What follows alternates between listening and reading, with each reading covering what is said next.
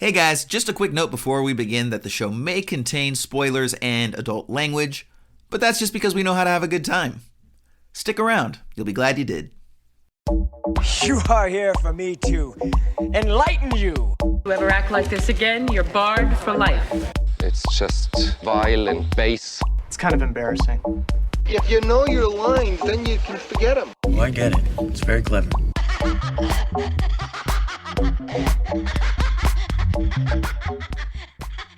Hello, peoples, and welcome to another episode of Esoterica Cinema, the podcast where we take films from the cinematic multiverse and discuss the hell out of them. I am your host for the day, Ryan Siebold, and with me, as always, is a man who's been hard at work developing a modern-day amusement park for the new generation, Mr. Jason Peters! What's up, Ryan? Hey-o. Actually, let me do that once again in my theme park voice. What is up, my friend Ryan? How are you, buddy? Ah, there it is. Nice. I'm glad you're getting your Carney Pitchman thing going on. I do. I was also thinking it might be let me try it as my sort of old-timey voice, like, hello, my friend Ryan. Welcome back, buddy. What I've heard on my research is that it's a modern-day amusement park for the new generation, the old Gen Zers and millennials. Course, yeah. Yeah. So, well, no, but we still try to imbue it with that traditional classic sense of an amusement park. Sure. You can be modern and futuristic, have all the latest greatest technology, while still delivering a classic experience. With cotton candy and popcorn and clowns. What's old and is new barkers again. And all that. Absolutely, yeah. For those folks with handlebar mustaches and the fedora wearing crowd, yeah, definitely. You just don't want to disappoint Grandma. Grandma expects a certain type of aesthetic when she comes to a theme park, and so what we've done is to the point. So we're calling it classic nouveau is actually the aesthetic that we call it behind scenes. A little peek behind the curtain over there. And what we've done is we've taken everything that's great about your state-of-the-art theme parks like Disneyland and to a slightly lesser degree the Six Flags is, and really just given it an updated modern twist. So one of the things that market research uncovered is that, the kids these days, they actually aren't really so much into rides as much as they are into people perceiving that they have taken the rides. Okay. So basically what it is instead of standing in line for 2 hours and then experiencing a nice 5-minute log ride on Splash Mountain, you wait 2 hours and then we have a backdrop. It's a really detailed backdrop, but it's completely still. And what it is you go and you sit in a stationary log and you put on your best screen face, and then a camera takes your picture and automatically uploads it to your social media accounts for you. Nice. Yeah. So, we're bringing the modern day experience to the theme park. Selfie land. I love it. Correct. We may call it that. And if we do, I'm going to let you know that I already had that in the bank and I'm not paying you a dime, sir. TikTok dance revolution and all these things. Yeah, I could just see it now. This is fantastic. Well, good luck to you, sir. We wish you the best in all your endeavors. I'm glad you could break away from your busy world of theme parking to come join us today and discuss a movie called Four Lions. Jason, this was something. This was an experience, and I actually really enjoyed this film. I can't wait to hear what you have to say. Do you have a description for us? I do indeed. Released in 2010, IMDb has as follows. 4 incompetent British terrorists set out to train for and commit an act of terror. That's it. Get description over. And let me tell you, I think that the brevity of that description also kind of lends itself to this episode as a whole, which I would have to imagine is going to be one of our shorter episodes, Ryan, because there is not a lot of information out there about this movie. There's not. When we get the Criterion movies, we've got a whole litany of special features that we can go check out. We've got commentary tracks that we can listen to, all sorts of material to cull from. The Blu-ray on this has no special features to speak of. Wow. From what I can tell, there has been no commentary recorded on any sort of release.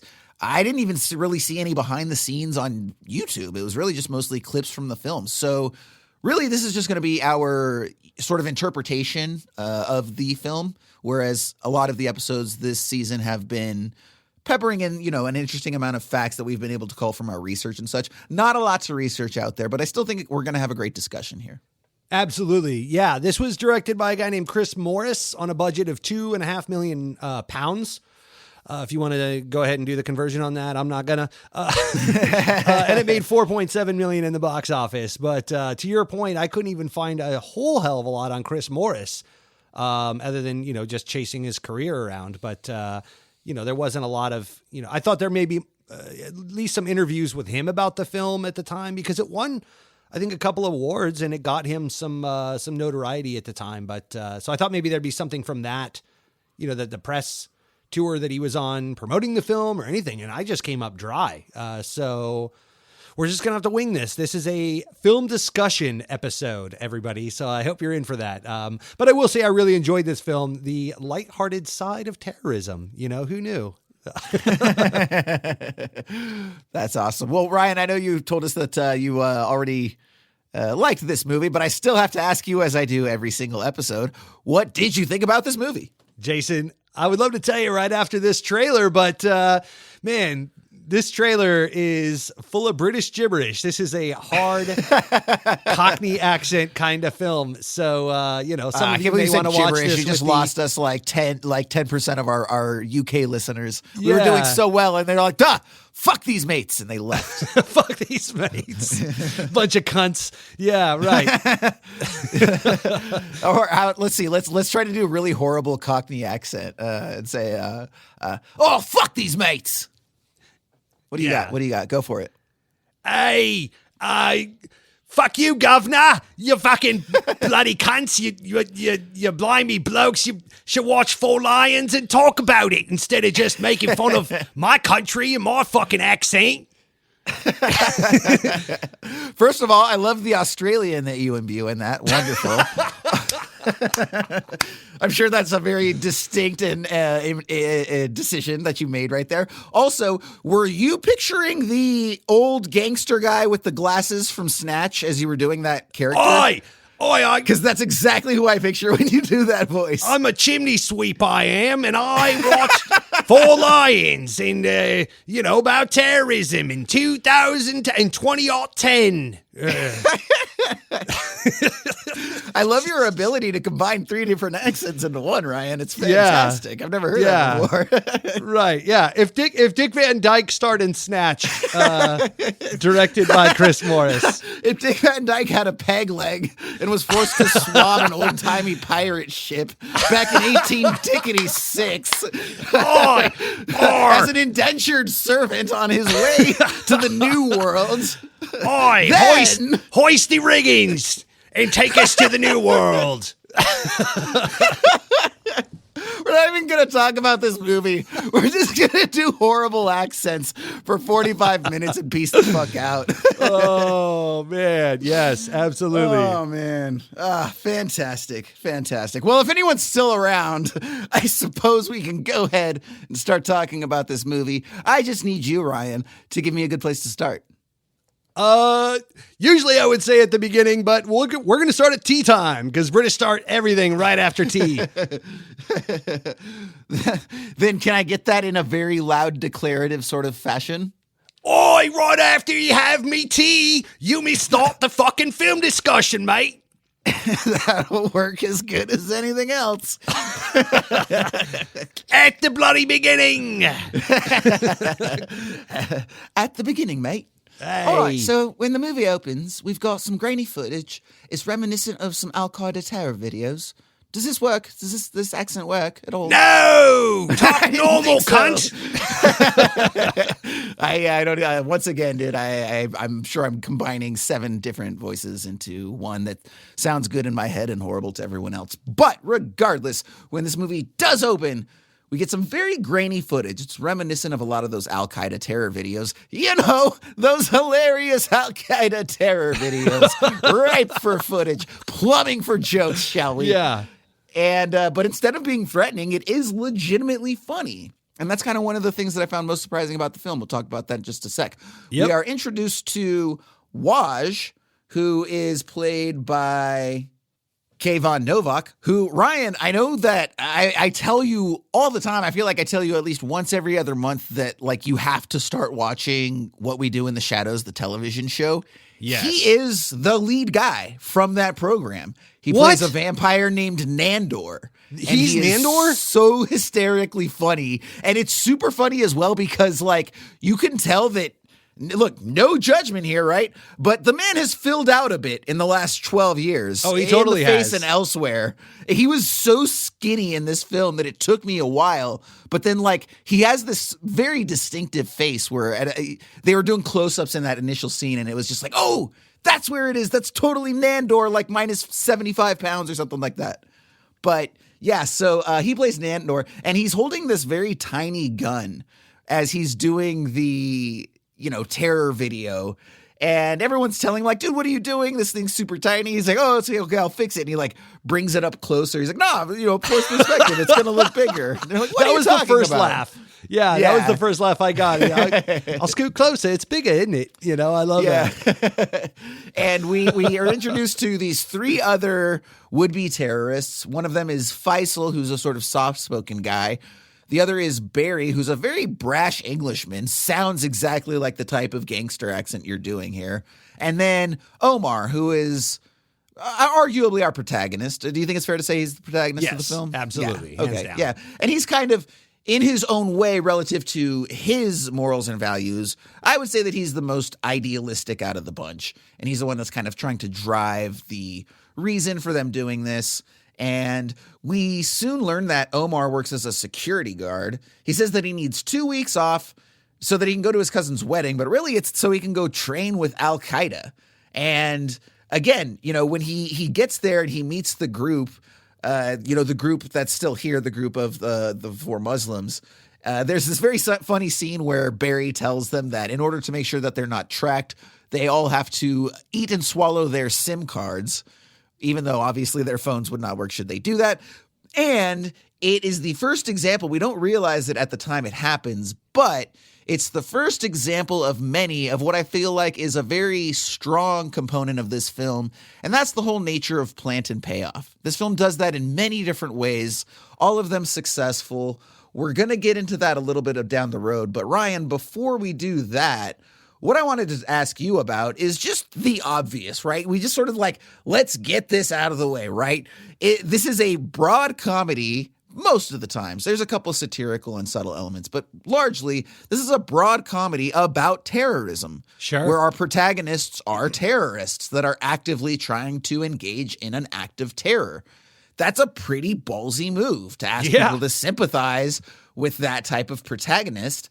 So especially in 2010. Specifics, absolutely. Now, before we get into the specifics, let me just ask you from a very sort of high level, did the comedy work for you? Do you think it was able to transcend that potentially loaded material? Or do you feel like most of the time that it was really too loaded or too sensitive to laugh at and so the comedy didn't work for you? Which this landed for me every step of the way. I love this movie. Nice. Yeah. Awesome. I thought that I thought Chris Morris was doing like some high wire act work here, kind of riding that line because, as you say, it's a very sensitive topic to handle this way comedically and satirically. But it felt like some early Taika Waititi work. I'm glad you brought up What We Do in the Shadows, and I'm glad Kayvon Novak landed there.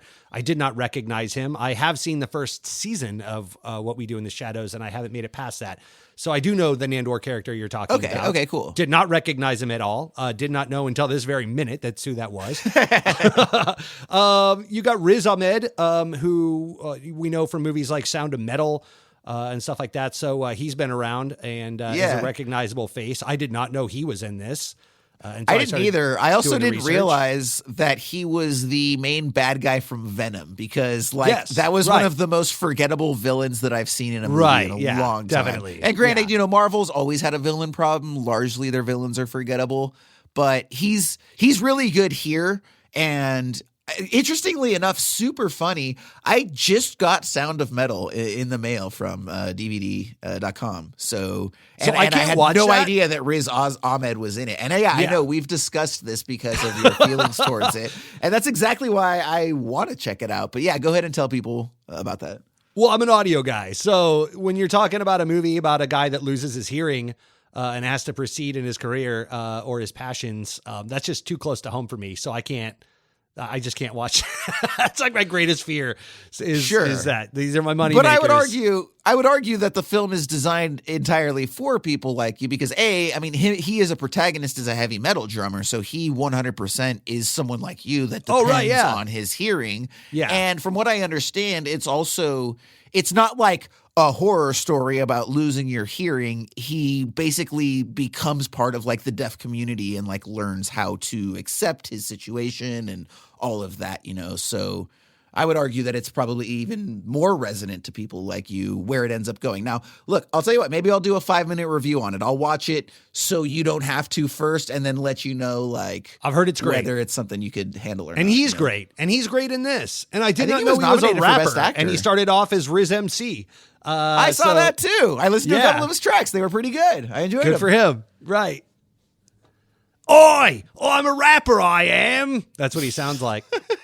Yes, it's exactly what his character in the film sounds like as well. Just gonna keep doing that voice throughout this episode, everybody.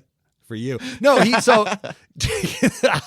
taking this conversation back again, yes, I did think the jokes landed. I thought that because Taika did Jojo Rabbit to whether you like that movie or not, that movie was well received overall critically, and that was making fun of the World War II and the Holocaust, and Taika even plays Hitler, and he's half Jewish, so that was kind of a high wire act that he was doing as well, and I think that this kind of handled it in that similar fashion. There's also some Christopher Guest notes in here, kind of like this is Spinal Tap style, Waiting for Guffman kind of humor, Best in Show kind of jokes as we go along, minus the interviews looking straight to camera kind of. They don't have that side of it, but it's not a documentary, but just a level of humor, I think, kind of landed and resonated in a very Christopher Guest and early Taika Waititi way. And I think those are high compliments. That's high praise for me because I love both of those guys. Sure, absolutely. And I think just to add to that, one of the ways in which it's able to achieve that is by making the characters ultimately likable, by giving them moments where they do have crises of conscience, Right. And he so made instead of terrorists just being lovable. Yeah, exactly. You do Good luck. like these characters, even though you really shouldn't, and even though you're actually wired to dislike them. So the fact that the film is able to get you to like these characters, anytime a film can do that with any character, it's a feat. But Yes. the fact that it does so with these characters that are pretty much set up to fail in that regard is especially impressive. I would even compare this to some of Edgar Wright's early work, like Hot Fuzz or Shaun of the Dead. Like there was the character very much harkened back to Nick Frost's work in Shaun of the Dead and stuff like that. Like there was some kind of bumbling idiot kick friend elements to his character. And Sure. yeah, I think the film does and doesn't. That's one of the things we're going to talk to. I'm going to just sort of set this up and we can explore this a little bit more down the road. Sure. Because I feel just the sort of high level summary with response to that statement is that I would agree with you that the script does that and that the page reads that way. However, what's interesting is the way that the film is presented, the way it's filmed, the way it's cut together, because it does inhabit that documentary feel that you're talking about. Yes. And so at times I feel like it almost goes – at times there's almost sort of like an incongruence between the script and the direction, where I think that the script calls for some more drama or some more fleshing out of comedic or dramatic beats. Okay. And then as a director, the film says, well, we're not really going to give the film those beats because I want to keep it in this documentary realism space. Whereas I do feel like it ultimately could have benefited from that. We'll go into that a little bit more down the road. I want to take us back to the movie because we have Omar and he goes with his cousin Waj to Pakistan to train with Al-Qaeda. When he gets there, we very quickly learn that they have to hide from U.S. drone surveillance. And almost immediately, Waj transmits a video on his phone, right, of him sort of being threatening and shooting off guns and this and that. He's quickly chastised by the leaders of the camp who let them know that by transmitting these signals, it's going to tip off their location. And meanwhile, back home, Barry, who's the sort of domineering English guy, he recruits this fifth member in what was ultimately a funny but also kind of charged scene where he's introduced as somebody who's going to explode a bomb in the middle of like a community meeting or something, and then like he pulls it and a bunch of confetti pops out and he like gets thrown out or something. And yeah, that was very funny the way that it ultimately ends up. But again, it's a very fine line that the film walks with moments like that. No, definitely. And to your point, this was shot mostly handheld, almost entirely handheld. So the camera is constantly, you're kind of like a fly on the wall or a bystander, the way that, the film is shot. It's kind of inserting you in the room a little bit as the camera moves about and sways, which also keeps the pacing up. We're going to move right along through this because this is a very well-paced film. It also only comes in at 97 minutes. So, it's pretty brief. It doesn't beat you over the head with any of these things. We just kind of scoot right along. Yeah. Now, as far as that handheld and visual aesthetic, let's go ahead and actually dive into that a little bit because it does have a distinctive look. I wouldn't say it's necessarily for the better all the time. It's not a super polished film, but obviously this is an indie film.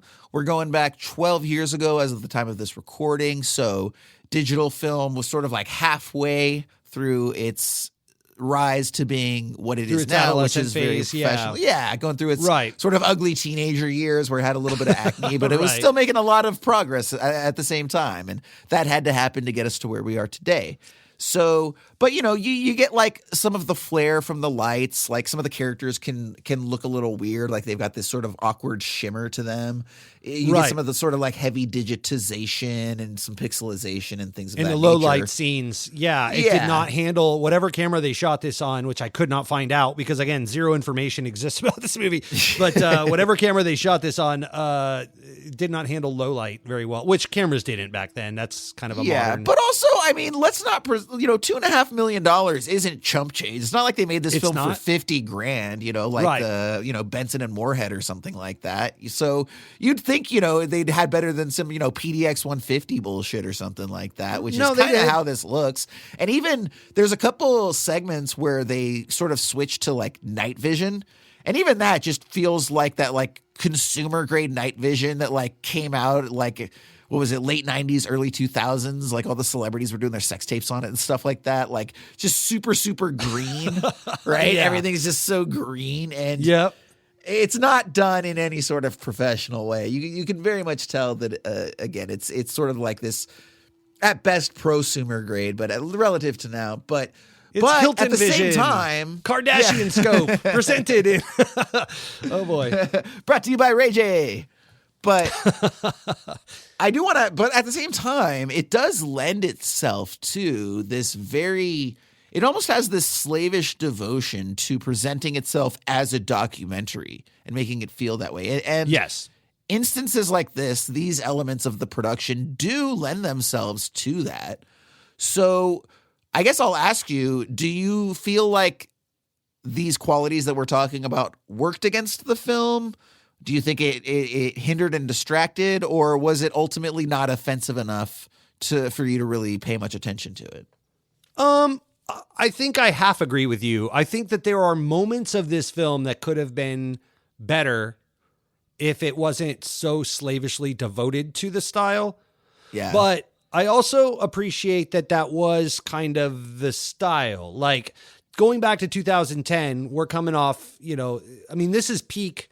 What are we looking at? Like the 30 Rock and The Office, and this guy Chris Morris is kind of partner in crime that he came up with through the 1990s. Is Iannucci, who did Veep with Julia Louis-Dreyfus, and Chris Morris directed a bunch of those episodes and stuff with him. So he was just kind of like piggybacking. And when you're doing this with a skeleton crew and you're by yourself, you probably don't have a lot of time, especially for the outdoor scenes, shooting in public and stuff. If you're doing this run and gun style, you don't really have time for a lot of big setups, big lighting setups, and setting down a dolly and doing jib shots and stuff like that. That you're better off just kind of just throwing it on your shoulder and going. So I get it why they did it, but I do appreciate what you're saying, that given the time and experience, I'm sure Chris Morris would agree with you too. Like if he had more time and money and all those things, that he could have done this better in certain areas. Now, there are times in this movie when that experience lends itself very well to the humor opening and the scene comedy is a great and example the of beats that. and all of that. So, the whip pans as you're, because you get a lot of scenes where the five of these guys, as we start to build together our ragtag group, what started as 4 builds to 5, and then sadly cuts back comedically and sadly cuts back down to 4 again. We'll get to that here shortly. But you get these guys all in a room, in a circle. So rather than getting your coverage, doing over the shoulder shots, shooting a lot of isolated stuff with these guys and get it, you kind of just say go. And that lends itself to probably a lot of witty improv. I read that some of the lines and dialogue in this film were improv'd very well by these guys and riffing and stuff like that, because you're just capturing it all in the moment and just panning the camera back and forth as you, and then, pulling back for wides and pushing in. It's just kind of like documentary style filmmaking minus the interviews. Sure. That's what it felt like it was missing, was like, because it was shot just like Spinal Tap or just like, Best in Show or any of these things for the most part. But those really lean into the mockumentary style, because you'll sit down and get interviews with these people separately, like a la The Office, and it gives you a little bit of perspective and point of view, lets you breathe a little bit. So I was wondering, I wanted to ask you if you thought they should have just shoved all in and done it that way. Or if you feel like that style's been overdone and they were better off just doing it this way. So I would say that no, I don't think they should have gone full like Office or Parks and Rec and done interviews like that. Okay. I do think it would have made it feel more like television, and because this is still ultimately a narrative with a 3-act structure and everything that goes along with that. So it is a movie. Yeah. Interestingly enough, like I said, I think that it was the way that the moments were played out. Like I said, the script, I think, at times called for maybe a little bit of dramatic or comedic tension. Mm-hmm. Even like the very last moment, which we'll get to at the end of the film, right? It's just in a traditional filmmaking storytelling, you would have had a little bit of music, a little bit of drama before Omar does what he does. And then afterwards, there would have been a little bit of, reminiscing or perspective. And this is just like it happens and it's over, And I think that's one of the interesting things that we've noticed, too, as we watch a lot of foreign cinema outside of the U.S., of course, that is that there seems to be this approach and acceptance that once the main plot point is resolved, like, we can just get the hell out of here, With American films, it's always like, okay, the thing's resolved, and then we need to have the final scene where the 2 main characters talk about what happened and what they learned, and then, maybe some third character comes in and comments as well, and then maybe we've got a twist at the end. But, whether it's a film like this or something we looked at earlier from Japan, High and Low, both of these films share that in common, where it's like, once the movie's over, like, let's fade out. Let's get the hell out. There's no reason to sit here and talk about what happened. You guys can go to the cafe or the bar and talk about it. Yep. So I do think that's kind of an interesting thing to notice about films outside of the U.S. is the third act language does seem to be a little different. I thought that was pretty interesting to note. Sure. But the one thing that I will say is that because it was so dedicated to the documentary format, it actually at times worked against that, in that at times, because it was so dedicated to that and it felt a little bit organic for the way that the scene was written, it actually called attention to the fact that it was a movie and reminded me that it was a movie, just because it was like, oh, that should have called for a few extra beats here. Interesting that the filmmaker decided not to explore those or give us those. But again, being used to a certain cinematic language, when I'm deprived of those moments or beats, that calls attention to itself as well. And that happened here for me. So that's the It's only thing that I would say. also, you know, I mean, remember, he's tiptoeing doing a comedy about terrorism. So you have to keep it light and abbreviated and remind your viewer. I think there's some value in reminding your viewer that this is just a movie. It's okay. Like, you could laugh at these things. Like I said, especially in 2010, you're hot on the heels of the Bush administration and all of that. So, or Tony Blair administration, as it were, as they are in Britain. But yeah, I mean, I don't think there was anything wrong with keeping things moving along, and you know, and when you're done, you're done. We've made our jokes, we made our point, and you know. Well, even to that point, though, let's explore how it affects the decision, for example, to not have any music. So generally speaking, I mean, you go back to Marx Brothers through to Airplane or anything like that. Sure. If you have a crazy hijinks comedy, there's not only music that's going to play into that, it's A, going to have a certain feel, and B, it's going to be very prominent, right? Right. You think about the score to things like Pee-wee's Big Adventure and, you know, all these different sort of classic We even talked comedies. about it a few weeks ago with Hudsucker Proxy. Hudsucker, yeah, exactly. Yeah, You know? and like how important the music was to that. And that was a slapstick, Bugs Bunny, Looney Tunes-esque comedy, you know? Yeah, exactly. And this film goes out of its way to not have any music whatsoever. I think there's one Aphex Twin song that comes at the very end during the final credits. That's the only music we get for the entire time. And even the sound design, you know, it goes out of its way to just sort of make you hear a lot of the natural sounds, right? Birds chirping and trash rustling and whatever it is, you know? So again, it was intentionally designed to make it feel very natural in that documentary standpoint. But there are times where I feel like maybe some of that music might have lent itself well to, you know, again, to your point, maybe that could have reminded us that we were watching a movie and we didn't have to rely on some of the visual techniques that took me out of it. Sure. I mean, there are moments of deadpan silence that I know make me laugh harder, because they just do things unapologetically. You know, I could think of a few moments in the middle where one of the suicide bombers' bomb goes off and they all just sit there, you know, mouth agape looking at each other. There's no music. There's no sound. You're just sitting in the moment. And like, my eyes were wide open. My mouth was on the floor and I was like, no fucking way. And then their banter right after that goes, you know, the response feels very natural of what these bumbling idiots, you know, how they would respond to a moment like that. So some of these things didn't need to be stilted with music. I think they just were able to play out on their own, and the documentary style comedy, you know, lent itself well to that. But to your point, you know, I go back to my, you know, what I was saying earlier with, you know, Taika Waititi or Christopher Guest or Edgar Wright. All those guys are doing this very similar style filmmaking, but with tons of music. So, you know, and big scores and stuff like that. So that's, you know, I guess the yin and yang of it all. Well, and that's what separates this film from other films like it. Now, when we go back to the film, you know, the guys are, so basically we have this moment where they're at the camp and one of the drones comes overhead, and instead of, you know, just trying to hide, Omar wants to be a hero. And so he grabs the rocket launcher, he's going to destroy it, and instead accidentally fires it backwards and ends up destroying his own camp, as well as tipping off the U.S. to where they are hiding. They are, of course, sent home very quickly as a result of that. Sure. Now, being back home, they're reunited with the guys, and so they make the formal decision that they are going to initiate some sort of bombing, and they need to identify a target. Barry wants to bomb a mosque so that he can start an uprising of traditional Muslims in response to that, sort of blame it on, you know, the Christians or someone else, and bring about the, quote, final jihad that he keeps talking about.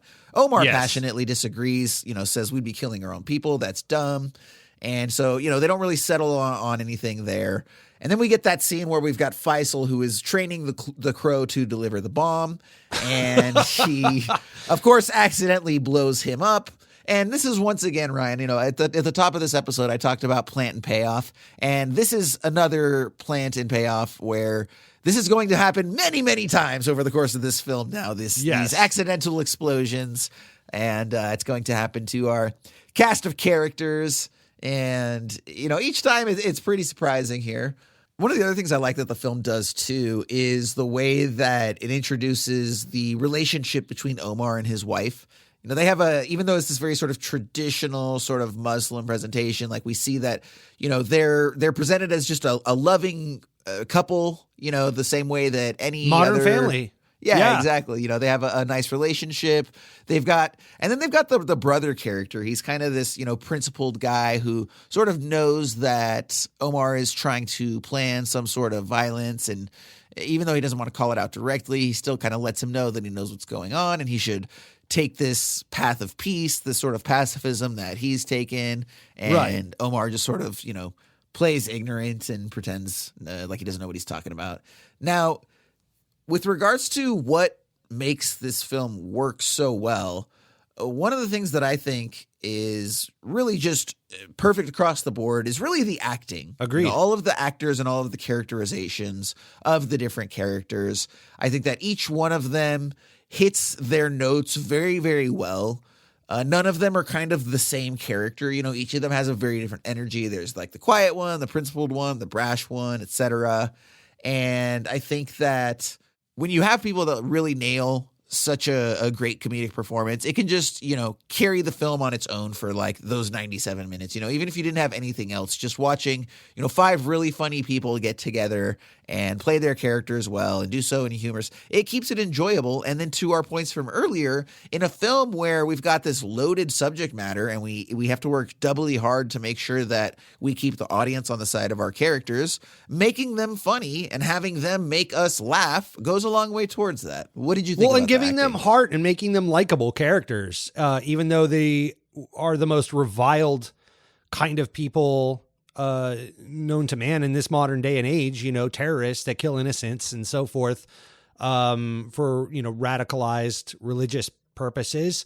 You know, that's not good. So, you know, for any of these guys, to the actors Riz Ahmed or Kayvon Novak or Nigel Lindsay or any of these guys to give their characters heart and have you with them on their side as you go through this journey. And when things happen to them, you know, you laugh but you feel pathos for them in a lot of ways. And going back to what you were just talking about too, our Omar character played by Riz Ahmed, you know, when you go home with him and he's with his wife, yes, they have a very traditional Muslim relationship, and she knows what he's up to. It seems throughout. Yeah, so I thought that was interesting as well. Like normally, yeah, like she's any supportive sort of his radicalization and what he's about to do, trying to bomb something and make this religious point and go, you know, up to heaven with a smile on his face, as he says. So, yeah, I mean, he believes in it and he's passionate about it. This is something that he wants to do, but they're treating this, you know, whole thing like this is a normal thing. Like, you know, it's an acceptable thing to an extent, even though it's, you know, a reviled thing that they're trying to do. There's, you know, it's such a high wire act, man, and they're tiptoeing it, but they have succeeded in spades at giving these characters heart. And so that's why you're laughing and you know, they're able to disarm you with their performances. And, you know, credit where due to Chris Morris as well as the director, directing these things and being the co-writer of this film as well. Absolutely. Absolutely. And when we get back to the film, the guys have successfully made explosives and now they need to go test them. So they're going to do so by throwing some of the material in a microwave going outside. There's a bunch of fireworks going on outside. I think it's some sort of celebration. So they feel like that's a good time to be nice and disguised. So they leave Hassan, who's the fifth guy that we picked up here, the most recent recruit, to watch the materials inside while they go outside and test, which they do so successfully. And then when they come back inside, they find that he is dancing to the song Dancing in the Moonlight, great song that we all know and love, with a neighbor of the flat that they've rented. Now, we didn't really mention this because it's pretty minor, but, you know, a couple scenes earlier, we find out that there's a woman, a middle-aged blonde woman who lives next to them in their flat. And she seems like she's sort of nice, but also very aloof, maybe not all there. And so when they come back inside, they've got all of their bomb-making stuff out there in the open. And so they're all looking at Hassan like, dude, what the hell did you do? Why did you let this chick in? She's going to see this stuff, blah, blah, blah. And, you know, he's like, no, you don't have to worry about that. And she has a moment where she's like, oh, I think I know what's going on here, and they're all worried that they've just been caught. And I thought it was a very interesting decision to what how they had this character respond is she basically says like, I think I know what's up. I think you guys are gays, aren't you? And they all sort of like look at each other and they're like, yeah, that's what it is. Of course, we're not terrorists. Yeah, we're gays and we're trying to keep it under wraps. Blah blah blah blah blah. And then rather than being like, oh, okay, cool, she's like, I don't want to be your guys' friend anymore, and just walks out. And I thought that was such an interesting decision to remind the audience that in light of all of the bigotry that Muslims face, a lot of people just saying that all Muslims are terrorists, etc. There's plenty of other bigotry to go around. And, and one of that is especially towards, gay people and homosexual community. And so having that character, I think, and giving her that line once again reminds us of the bigotry that is inherent for so many different minorities, be they gay, be they Muslim, be they whomsoever. I hadn't thought of it that way until you just put that out there, and I absolutely agree. Yeah. Her character kind of reminds me of the Kristen Schaal character in Flight of the Conchords. I don't know if you're ever a Flight of the Conchords fan, but I love that show so much. And I didn't. It was it passed me by, flew over my head. But no, Dude, either way, I didn't that watch show it so much. Yeah. Kristen Schaal plays like a semi-interested tag-along neighbor that always kind of injects herself into whatever hijinks they have going on, and that's what this neighbor character started to be, and then they dismissed her, or she dismissed herself, as the case may be. So, I also love the moment. We're kind of skipping through this really quick, but just to harken back to when they were collecting the materials for these bombs, and the one guy got them all from the same location, and they gave him shit. That was just very reminded, funny. Reminded me of you and I doing the voices for this show sometimes, because they asked him how he did it. He says, well, I changed my voice each time, Well, what voices did you use? He's like, well, the first one's me. He just has his own voice. Then he played himself as a woman and all of this. It was very funny. Yeah. Yeah. And all of the voices are pretty much exactly the same. Yes. Yeah. Right. Yep. Now, there's elements of the filmmaking style that I thought were perhaps unmotivated, but then kind of, again, paid off in the end, or at least towards 3/4 of the film, and maybe not in a way that necessarily worked for me. And that's this whole notion of, I think the film sets up that we're supposed to believe that they're being surveilled. One of the ways it does this is the fact that every single exterior shot is this super long zoom on this giant telephoto lens that starts way the hell back and zooms all the way into windows or buildings from these very sort of wide, static, almost panoramic shots even. So super long zoom there. And then that's in addition to some of those night vision shots that we talked about. And then there's even a couple sort of static photos that we get of the guys with a sort of an accompanying shutter click. So, but in terms of the payoff, was that whole notion supposed to basically just be setting up the scene where they end up raiding Omar's brother's house? Yes. That's what I thought. I didn't really get that at all. I didn't understand why, when that happened, right? I think it's supposed to be, okay, we think they might be surveilled, and then they're going to go do this thing, and then the cops bust in, and we think that they're going to be going after our main group of characters, and then the reveal is that they're actually busting, quote unquote, Omar's brother, who has a bunch of people over. But yes, do you know why they were busting him and what that whole thing was, aside from just a misdirection play that is arguably landed? Profiling, maybe some kind of statement on profiling. I was trying to get that as well. The people that actually were doing the bumbling crimes of terrorism, because this, towards the end of the film, it starts to branch off and also be a parody, satire, commentary on how the West was handling all these things, right? So to the point where at the very end, when they go to bomb the London Marathon, the shooters on the roof are shooting the wrong people, and they're just playing it all, it's the Yeah, bear, where he the guy in shoots the the bear Wookiee. I costume, thought and that then they was a shoot the very funny Wookiee, moment. and it's like, and then they have this whole debate on the rooftop of whether a Wookiee is a bear, and it's like, well, the target was a bear, and he's like, yeah, that's why the Wookiee is a bear. He's down. I shot him, therefore he is the bear. Well, if I shot him, he has to be a bear, because if he wasn't a bear, I wouldn't have shot him. He's the target because I shot the target, so that's the bear, right? So yeah, I mean, I think that it's also kind of doing double duty as a commentary on how, because at a certain point, maybe the director started to worry. I don't know this to be a fact, but I'd be curious if he didn't start to feel that it was starting to be too ham-fisted as a commentary on Middle Eastern culture, Muslims, and all of that. So I think to balance that out or counterweight it, I think that it had to showcase some kind of fair and balanced take where it's like, hey, the West are idiots too, and the way that we're handling this and so forth, added some kind of relief to that bit of one-sidedness that the whole rest of the film takes. That's the only thing I could derive out of it. That was, if you're asking me for my opinion, that's kind of because of those other tacked on things. And then the very end of the film ends with his brother in this crate that he's now, being interrogated and all of that, even though he was totally doing the right thing the entire time. He ended up in the hot water, and all the murderous terrorists, weren't held accountable really at all, other than by their own, faulty behaviors and bumbling idiocy. So yeah, I mean but I will agree narratively from a filmmaking standpoint, it didn't work for me, the surveillance side of it, just because, because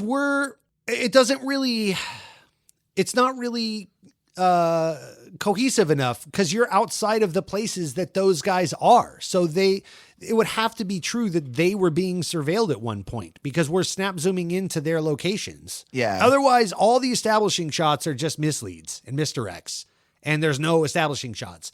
So for that to be true, then you have to tell me, well, every time we have an establishing shot in this film, that was all a misdirect of surveillance on the brother. And it was just his brother's house the entire time. And there's not one single wide establishing shot going into any of the interiors of these homes or any of that we end up with the whole thing is like one big ploy. And that's a big game to play, throughout the entire film. You're making your audience work for it, which is fine. But again, and this is what makes this film a unique film, right? For better or worse, in a slapstick comedy, you're generally not asking your audience to work to uncover sort of some of the more subtle aspects of your filmmaking technique. Sure. This film does, and that's great. And again, that's what separates it. But if somebody sort of had an issue or it maybe felt incongruent on its first viewing, or, you're like, well, I couldn't really put my finger on it. I think that might be maybe what some people might be picking up on.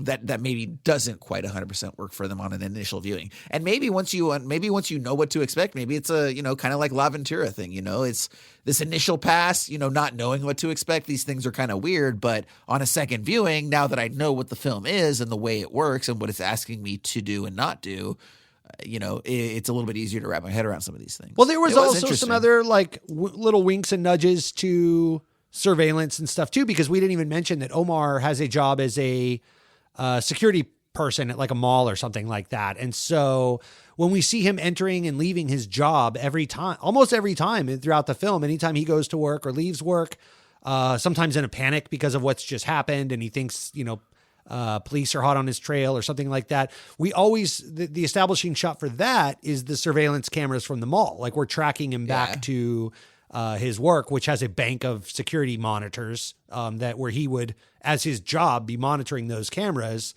We follow him through a bunch of surveillance cameras to get him through the mall and stuff. That would also be, somewhat cost-effective way, I guess, maybe to not, again, set up any camera setups.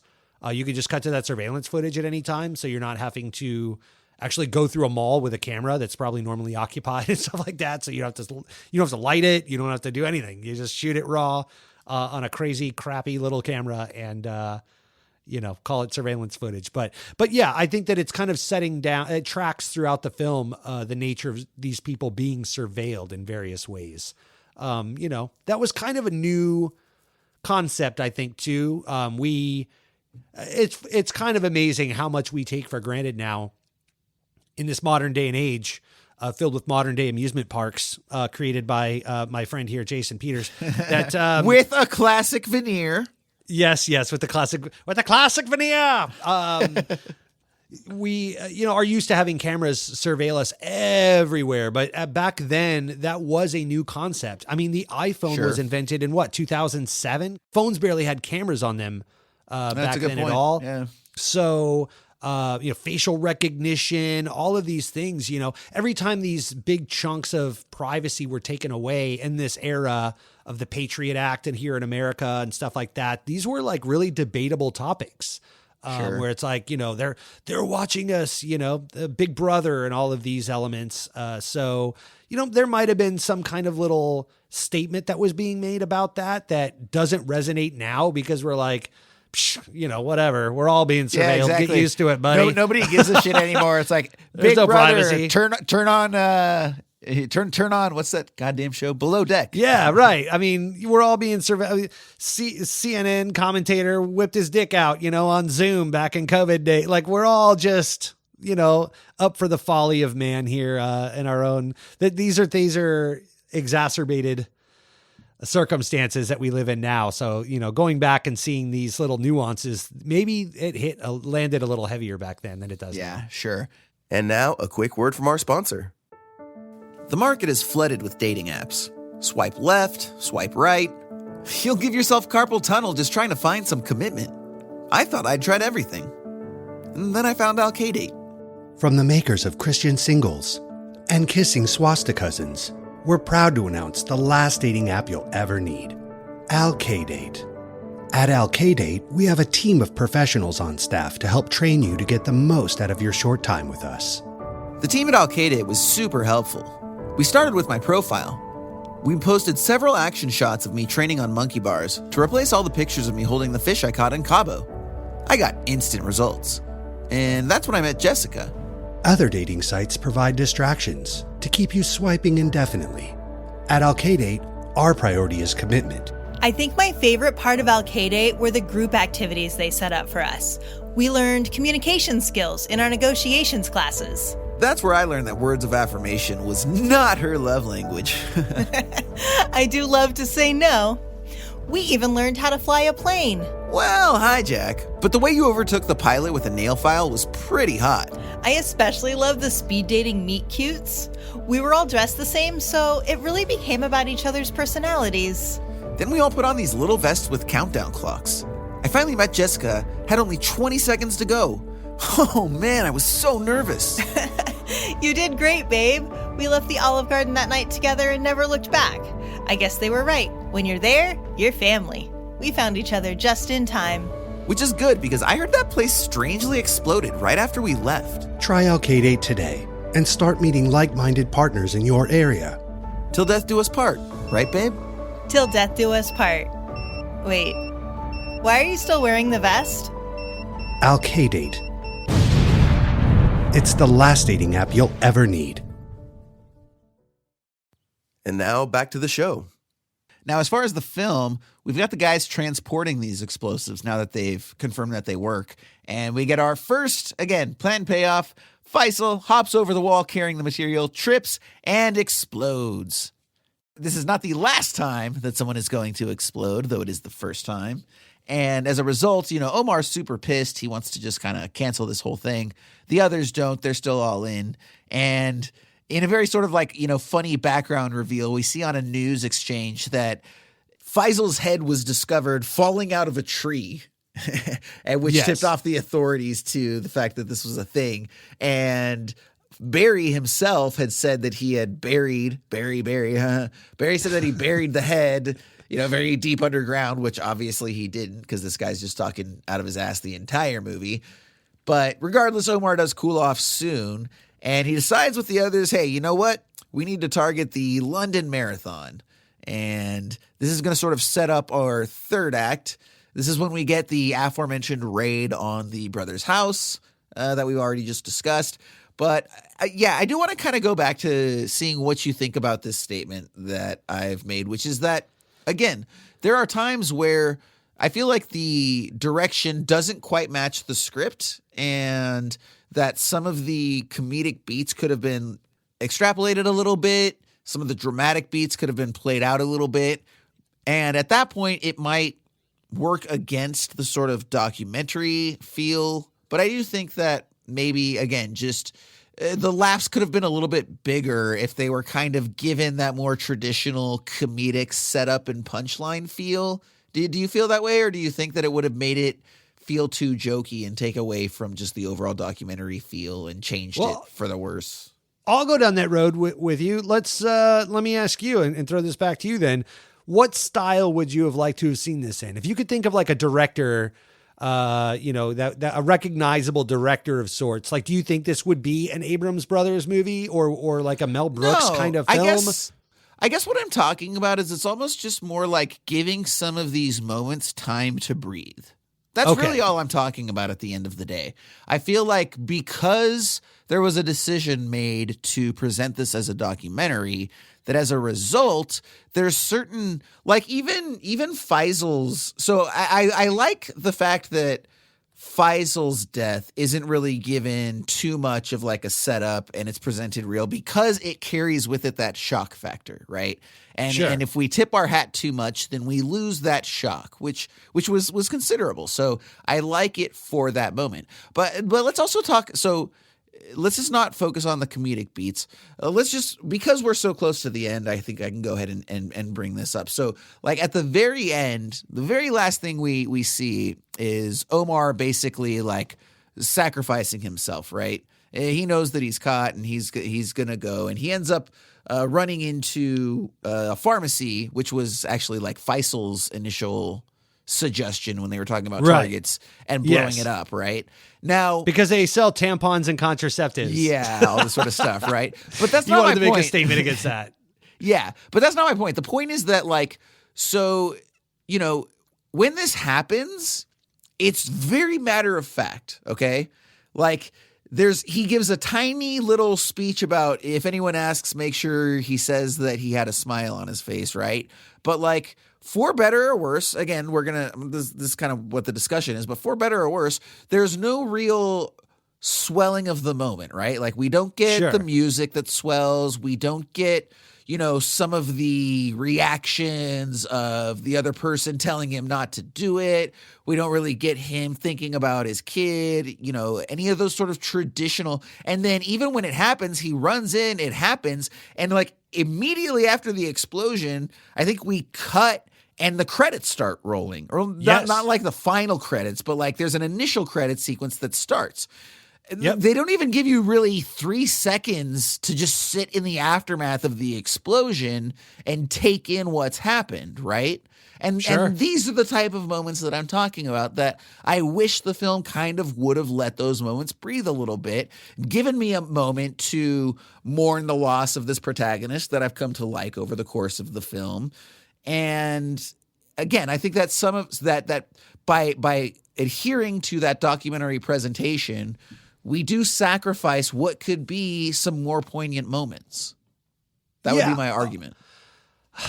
This is a tough one for me because, for starters, for the listeners who haven't seen this film, the scene he's discussing to close out the film, and then the credits roll, the beginning credits roll, and then we get a couple of cut scenes after, namely with the brother and some other characters talking about the scene at the London Marathon and stuff like that.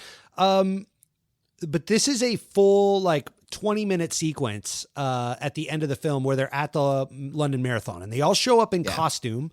Well, we're gonna get into that whole thing right here. We'll go. Hey, through you it. jumped at the end. I'm just trying to stage it. If you're asking, but you don't have to take him through the whole thing. We're still gonna go through it. But my opinion hinges on the whole thing, so I'm gonna at least set it up in the sense of you're proposing the fact that this just happened. When in reality, and you could take us through it. I'll toss back to you here and we can go through the sequence, but it's a series of scenes and we see one by one, this band of idiots take themselves out in various comedic ways of lunacy and slapstick ways.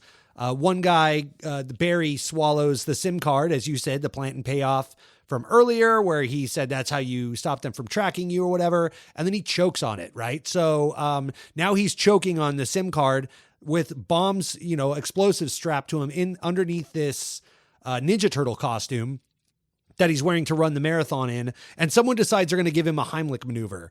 So that when they give him the Heimlich maneuver, bombs go off, it jiggles the chemicals or, ignites the explosion and he explodes.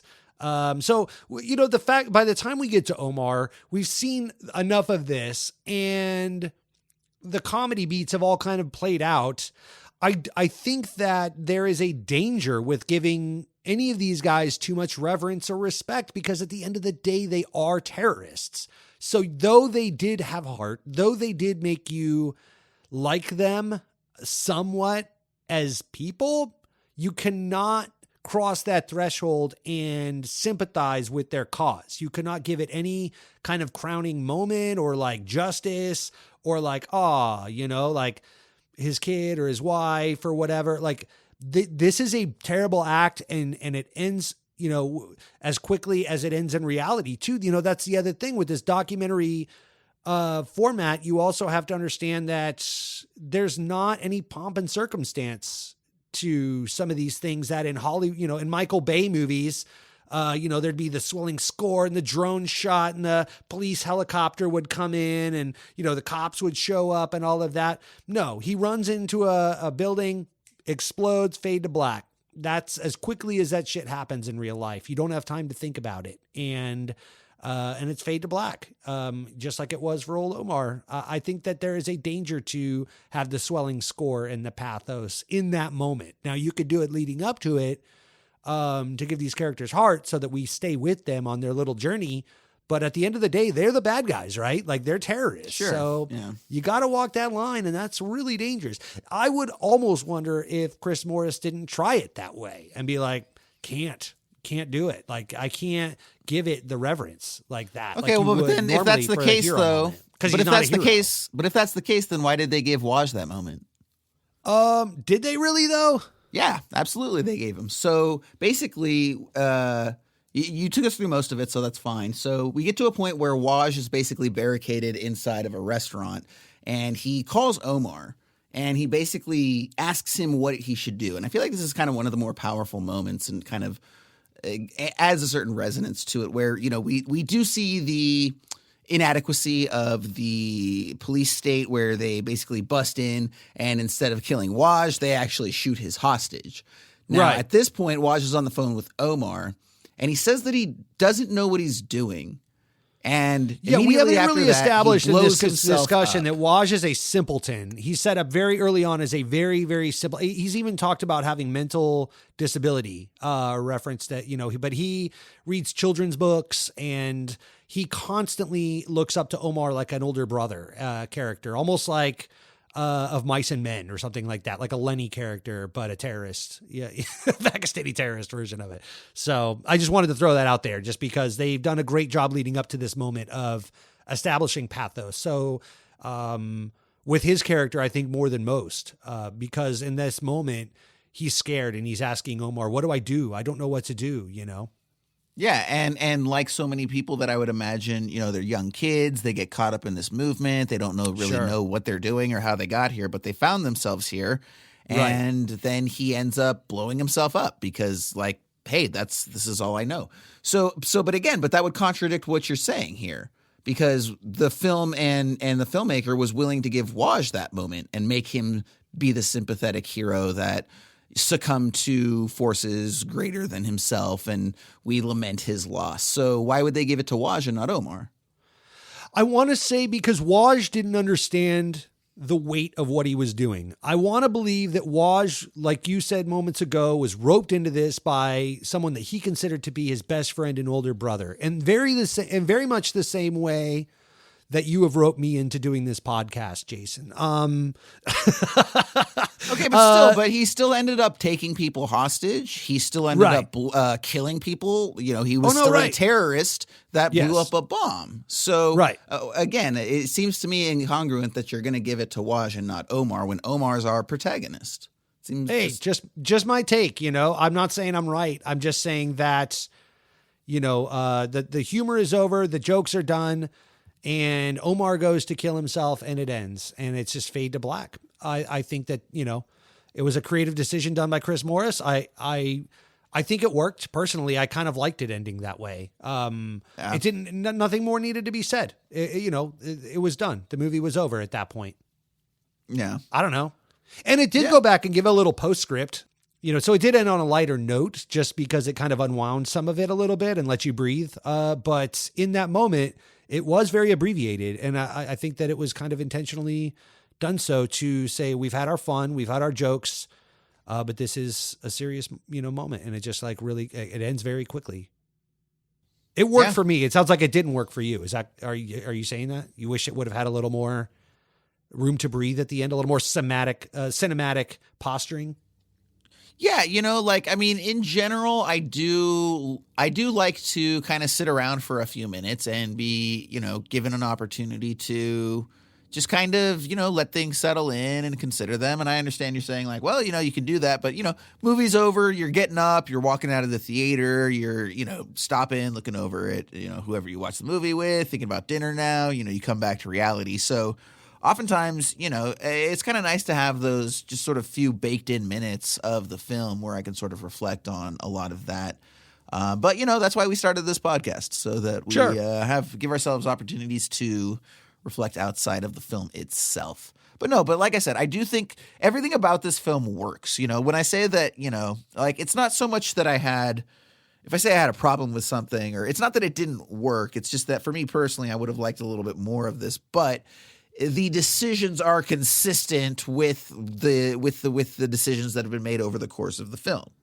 Yeah, I will say it's interesting to me that was kind of, to your point, the one time that kind of was handled seriously, because up until that point, like you said, with Faisal blowing himself up, jumping over the fence, and blowing all the sheep up and stuff. And all these things were happening to them. And, the Heimlich maneuver explosion, and the one guy with the upside down clown costume trying to figure out how to blow himself up because he's got feet on his hands and stuff, and figured that out. So it was all very slapsticky. And then when Omar did it, it's kind of almost a PSA moment or something. It was, because it was just fade to black, all of a sudden that one was the one death that didn't have a kind of feel to it. Whereas all the other deaths in the film kind of were handled in a very slapsticky way. That one was kind of he explodes, and then it's you're just sitting there in the silence for a minute as credits come on the screen. And it's, kind of, it lets you, to me, it let me sit in it. I thought it was the opposite of what you're saying, where it kind of let me stew in it for a second before the post-credit scene started to come up, or mid-credit scene started to come up throughout the credit rolling. But I thought it worked for me.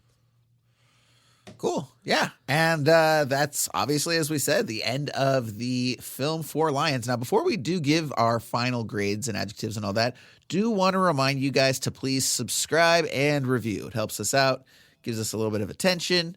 And you don't even have to give us 5 stars. We sure would love if you do. But even if you hate us, just go ahead and review. Let's get some traction on these bad boys out there. Now, with that being said, let's go ahead and we're going to give our 3 adjectives before we give our final grades. Ryan, what you got for 3 adjectives for Four Lions? My first one is our good old-fashioned hyphenate. It's flash in the pan. I wish we'd see more from Chris Morris. I thought he did a great job here. I know he's done a lot of television and worked in some other mediums. I think he's written some stuff as well, but I see this as a good start, and I think he was awarded as such through some different awards. I think he won a BAFTA award and stuff like that. So I just wish, there was more of this from him. But luckily, you got Riz Ahmed and you got Nandor and some of these other things that exist in the world. So it was a good flash in the pan, though. I really enjoyed this movie. My second one is cringy, for the times especially.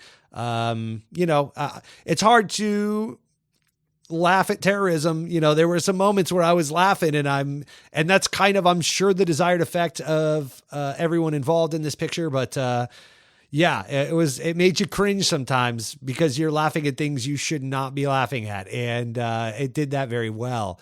My last one is resourceful, because for a low budget film like this, I think, if I'm not mistaken, for the Pakistan scenes in the Al-Qaeda training camp, they were in India. And maybe that's where some of the budget went, getting over there and stuff like that. But yeah, I thought for what they had, they're blowing stuff up and doing, group scenes and stuff like that. I thought that was very resourceful. They did this pretty well. Could it have been more cinematic and given us more meat on the bone, as we like to say, to talk about on a show like this? Absolutely. I agree with you, Jason. But it was a fun romp. And I thought for what they were trying to do, it did it pretty well. How about you, bud? Absolutely, yeah. So first one is funny. This is a funny film. It keeps a very sort of jokey tone throughout, and that's hard to do. Along with sort of yours, my second one is ballsy, just because, to even sort of take on this material in the first place, not a lot of people would do that. Again, you've got everything sort of working against you. It's, high risk, low reward sort of prospect and proposition, but it really worked here. And so I'm glad that they were able to pull it off.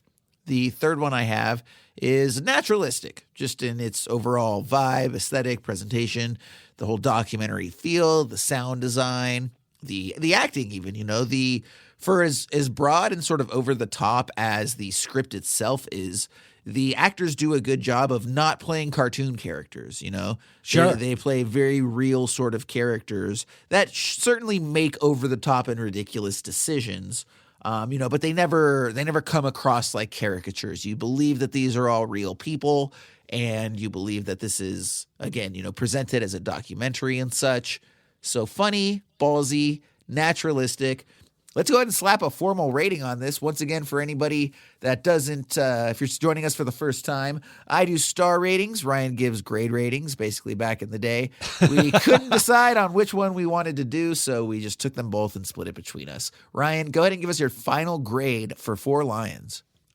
I'm giving this one a B. I think it deserves every bit of it. I wish, this was the first in a series of films like this. Maybe it is. I need to, like I said, I found very little about a lot of these guys. So I kind of wish that this was a first of many kind of situation. Again, flash in the pan, but I think it's deserving of a B. Nice. Yeah, that's pretty close to what I got. Out of 5 stars, I am giving this one 3 3/4. So almost a 4. Didn't waste your time. It's an hour and a half. It's an easy watch, and it's fun and it's funny. All the jokes landed for me for the most part. Very, very few of the things they were going for did not work. I thought that it was a solid B movie all the way across the board. Are there better versions of this? Absolutely, there are better versions of this. There are A+ versions of this, but this was good, and I love that British humor. Absolutely. Now, if you want to get in touch with us, you can go ahead and do so on the socials at Esoterica Cinema. You are also free to email us, esotericacinema@gmail.com. We want to hear what you think about that delicious muffin you're eating or any of the movies you may or may not have seen. Primarily muffins, though. Please email us what you think about chocolate, lemon, or vanilla. We like all of it. You can also call the hotline. We are looking for people to call the hotline and leave us some messages that we can play on different episodes. Been a little quiet lately, so we sure would love you, who is listening right now to me say this, to go ahead and call us and let us know what you thought about this movie, what you think about any of the films we've looked at in season 3, any of the 5-minute reviews. We'd love to hear from you. That number, 818-483-6285. And then, of course, we've got the website, esotericacinema.com, where you can listen to all of the current episodes live through our radio player and web player. We've also got links to another dedicated player. And, of course, on the website, we have our master list, the list of 200 films that we consider at the end of every episode and go to find out what is the next film that we are going to look at. So, Ryan, what do you say? Should we do that right now? Yes, let's see how the week goes for old Rye Guy.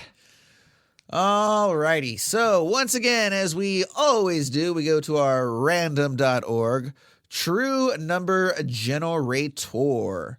And what we find is that we are on number 164. Number 164. So we go here, we consult. All right, man, dude. This is a classic from my childhood. Actually, oh, wow. Yeah. So let me tell you first of all what we're not going to look at. We're not going to look at number 163, The Man Who Wasn't There, which is a Coen Brothers movie, if I recall, that I have not seen in some time with Billy Bob Thornton. That's that one, right, Ryan? Sure. Yeah, let's go with that one. Pretty sure that's the one who it was. And then right after Didn't that, you go see that with me in the theaters with old Roger Deakins giving a Q&A? Was that you that went Yes, to see that with me at UCLA? Indeed, yeah. We got pulled over on the way by a cop who actually let us go. First and only time I've been let go by a cop, and I feel like it's because we accidentally intimated like we might have had more to do with that screening than we did. Nice. And after that is a little something from your childhood. 165 is The Muppet Movie. We are not looking at The Muppet Movie, but I know that's an absolute favorite of yours that I still have not seen to this day, man. Got to check that one out. Incredible. We'll get you there. Oh, so what we're going to do for next week, though, at 164, The Monster Squad. Monster Squad. I don't know how classic this is for anybody listening, but this was one of my all-time favorite films growing up. This was basically my Goonies, right? Everybody else loved the Goonies. I liked the Goonies, but the passion that everyone I grew up with had for the Goonies is the passion that I had for the Monster Squad. So now look, this is not one. I don't expect it to be a long episode. There's not a lot of meat on that bone, but goddamn, nostalgia glasses over here for sure. Ryan, go ahead and give us a description. Well, tune in to find out who's got nards. We're talking about The Monster Squad by director Fred Decker. This was written by Shane Black, right? If I'm not mistaken. When he was like 15, dude. Yeah, pre-coked up Shane Black. 5 youngsters find themselves up against the combined might of Dracula, the Mummy, the Gill Man, and Frankenstein's monster who arrive in town in search of a magical amulet. From 1987, I'm really excited for this. Made for 3.8 mil, so this is kind of low budget Goonies. Yeah. Okay, but dude, this is a good one. First of all, you've never seen this movie, is that correct?